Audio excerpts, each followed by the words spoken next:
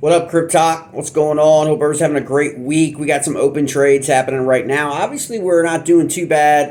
We had some short trades, kind of anticipating a little bit of profit taking coming up here in the market after the U.S. government does the things that it does. But Bitcoin is down from that 17,208 short now at 17,155. Ethereum is down from its short trade, but a couple of the other altcoins actually have held up. They actually have not sold off yet. Coins like Quant, Uniswap, they have not really sold off yet off a rising level RSI on their 4 hour. So we'll see what happens today. But we're going to talk about really quickly. We're now about 3 weeks. It's a little over 3 weeks removed from the FTX announcement, and all the concentration for the last 3 weeks has been on FTX and exchanges.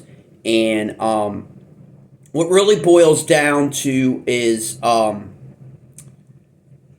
what's known as proof of reserve, right? That's really what everybody is talking about, okay? What are the reserves on these exchanges? Let's keep in mind that we have all known in crypto, okay, for literally a decade, okay, that none of these exchanges were ever regulated, okay? The only time that we have ever talked about regulation, like it's been a topic in the community of any consequence, began in end of 2016 and 2017, okay? Up until that point,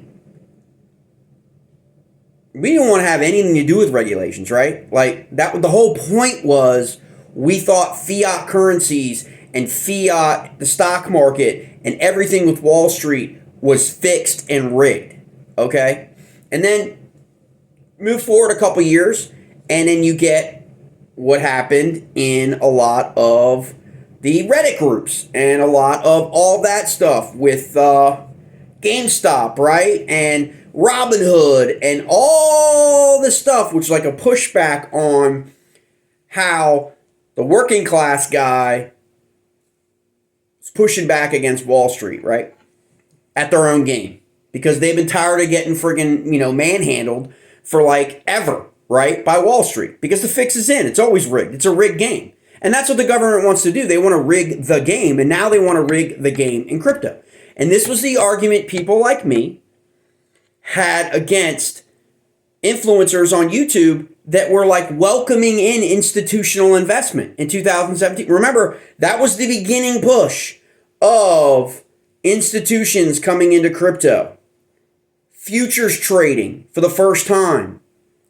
First with Bitcoin, then with Ethereum, right? And what has happened to the market once everybody, the powers that be, the people that claim to be your champion, the people's champ, okay, Bitboy Crypto, people like that were welcoming in institutions. Why did they welcome in institutions? How does anybody know whether or not Ben Armstrong is actually working for institutions?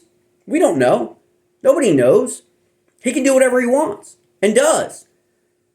But it's really interesting that he's not talking about the realities, right? It's a rush to the Bahamas, lock people up. Well, here's the deal, folks. FTX is a Bahamian company, okay? So again, it looks like the U.S. beating up on an island, beating up on a company, right? Operating in the global space, right? That's what it's going to start. That's what it's going to look like. So what people don't realize is what the Bahamas did when this broke, okay, is they actually removed hundreds of millions of dollars from FTX, okay, owed to its government. Because remember, FTX operated in the Bahamas. The Bahamas has been like, kind of like, other than these companies that have adopted Bitcoin, these countries that have adopted Bitcoin in Latin America and places like that have been champion. The Bahamas has been a champion for crypto for a while, more than the United States, in terms of a government, in terms of a country, right? As opposed to Russia and China that have been cracking down on crypto, right? So everyone loved the Bahamas in crypto. Until when? Until 3 weeks ago, right? because of influencers not telling you the whole story on, okay, do we hold countries accountable for the actions of companies or individuals operating in their country? Now, you could say that maybe the Bahamian government didn't have enough oversight. That's fair enough. It's a new industry. Every new industry. Did we really have real oversight in solar 20 years ago? Right? Like, in fairness to the Bahamas, it's a new industry. Okay? So what they did is they removed hundreds of millions of dollars from FTX into a wallet controlled by the Bahamian government to protect its people and to protect the money that was owed to them. That is almost unheard of. Can you imagine if the United States did that? All hell would break loose, right? About freedom and liberty and government. And this is the problem when you get these so-called champions championing for regulation.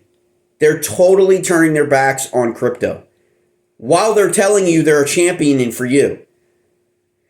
Instead of warning everyone like a lot of legitimate traders and legitimate people in crypto did about exchanges. When you come into the group and you leverage trade, you know, we say this all the time.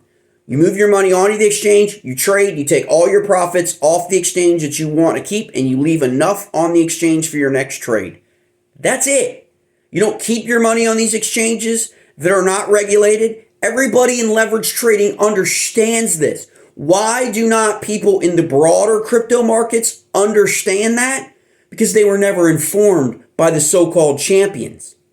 They were never told. They were told Voyager's great, Celius is great, BlockFi is great. They were told Genesis. Okay, that's the next one, right? All of these are finangled with FTX. Why didn't they tell everybody that? When they put people in Alameda, when they put people in Voyager, and when they put people in Celsius, and they put people all that have their tentacles that were running through FTX, why didn't anybody talk about that in that space? We were talking about it in leverage trading. That's why almost nobody traded on the FTX exchange. It's primarily an institutional exchange. But that's why we were like, why are you... There's legitimately other exchanges as leverage traders that are for leverage trading. FTX isn't for that. Coinbase isn't for that. But here's something interesting that you want to think about in terms of these influencers that claim, to have sources and all these stuff, is Coinbase just announced that from its wallet, it's going to delist 4 assets.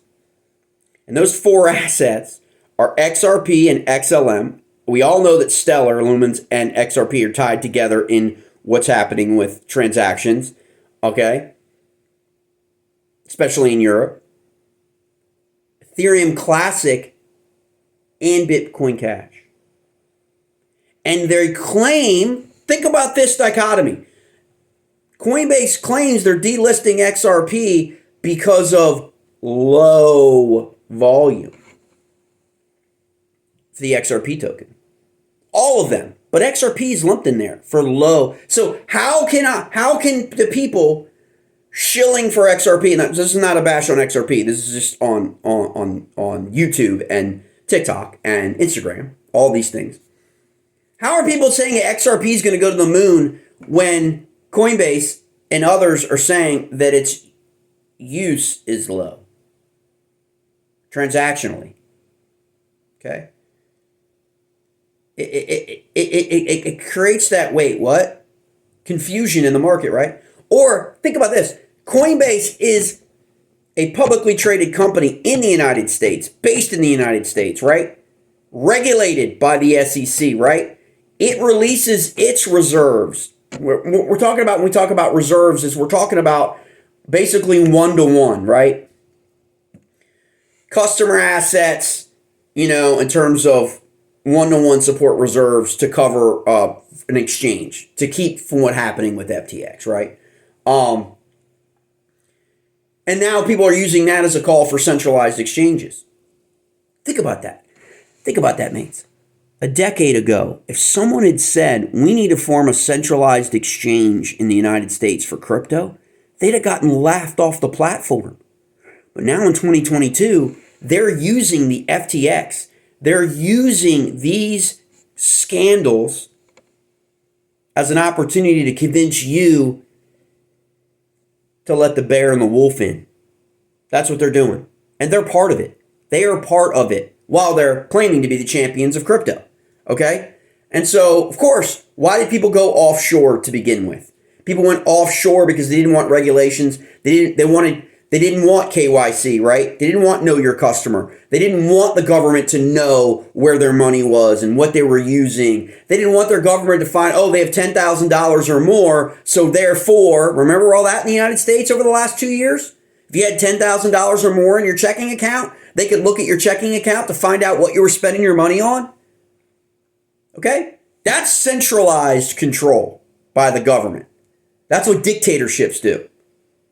And that's what a lot of these people unwittingly in crypto right now are leading masses amount of people in crypto towards, is a dictatorship of sorts in crypto with regulation, which is totally the antithesis of why a lot of us worked in crypto for years to have crypto, right? So again, be very, very careful, okay? Understand, Coinbase, totally different entity. Okay? Why? It's a publicly traded company. It reports. Okay? It has to prove its reserves. It has an automated financial statements where it proves its reserves. Okay? Like, because it's the SEC is all up in their junk. Okay? Because they're a publicly traded company. Think about insurance companies. Think about banks. Coinbase is already quasi-regulated. Okay? So, if you want to go to a regulated exchange, a more centralized exchange, why wouldn't you just use Coinbase? Right? Like, I mean, it's there. You don't have, if you don't want to, we want options. Go offshore. Singapore, go offshore, right? I mean, if that's, remember BetMEX, banned in the United States. You had to go offshore. You had to have an IP address that was outside the United States in order to trade on that exchange, right? After all that went down.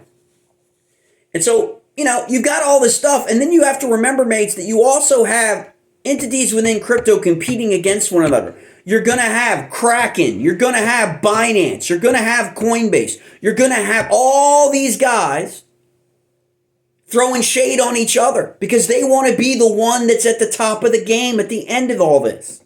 Okay? So you can't trust what those CEOs are saying because they want to protect their own ass. I mean, that's the reality. They don't want people moving. Kraken doesn't want people moving all this money off of their exchange, right? Binance doesn't either, right? So they're going to be like, oh, but yet, are their reserves really on the up and up? That's the question, okay?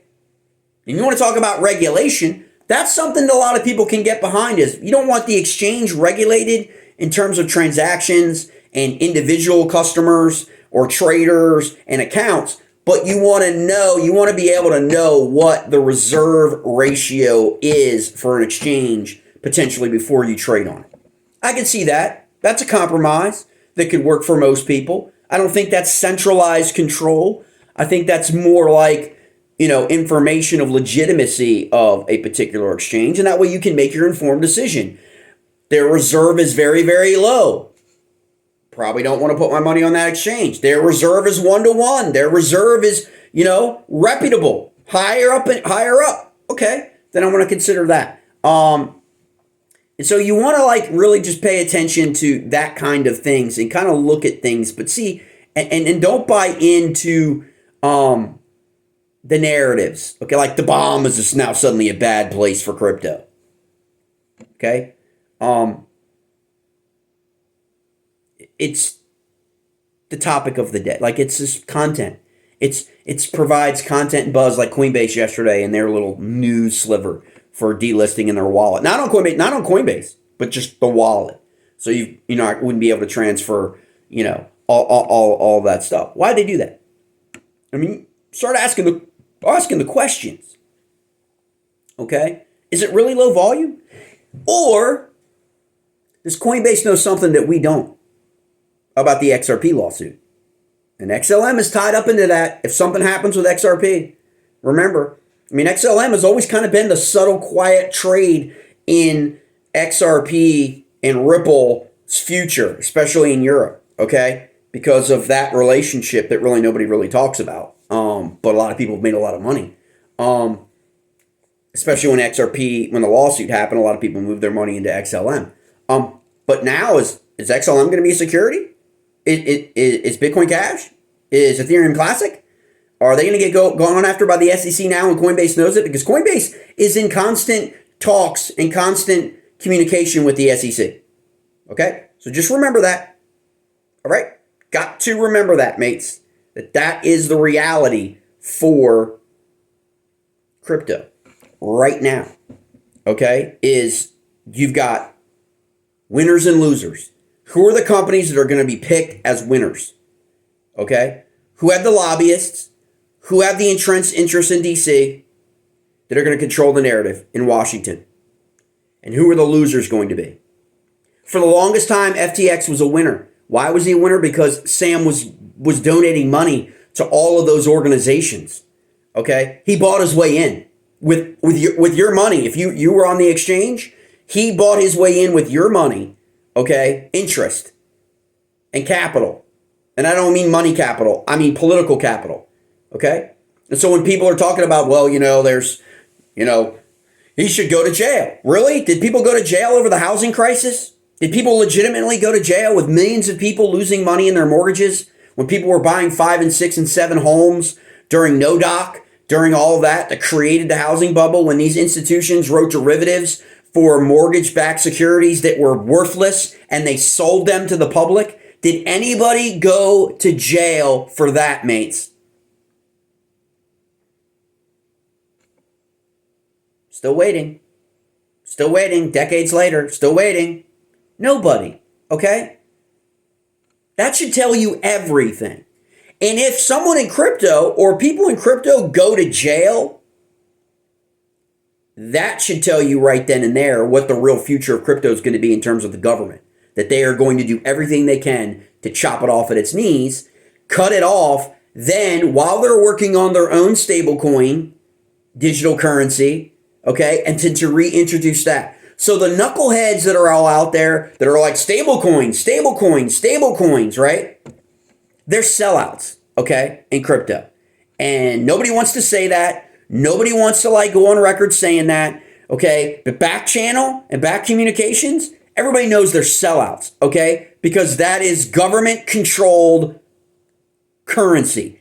It is basically fiat currency by default in crypto, controlled by governments. What was the point of crypto, mates? What was the whole point? Why did all this get started in the first place, mates? We need to go back to our roots. All right, mates.